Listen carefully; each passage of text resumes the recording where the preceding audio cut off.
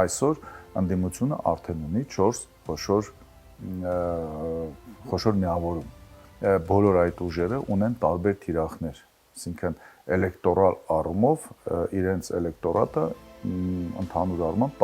պետք է որ տարբերվի մեկը մյուսից։ Իհարկե խաչվել լինելու է, դա անխուսափելի է ընդհանրապես, դա քաղաքագիտության եւ ընտրական գործընթացների տրամաբանությունն է այդպեսի, շատ դեպքերում նույնիսկ երկրպագելով մի որևէ քաղաքական ուժի ընտրազանգվածի մի հատվածը միշտ փորձում է գնալ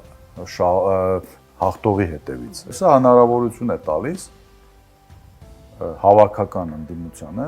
յուրաքանչյուրին իր ձայները հավաքել, իր ձայները վերցնել եւ եթե իրենք գոնե իրենց նվազագույն խնդիրը լուծում են,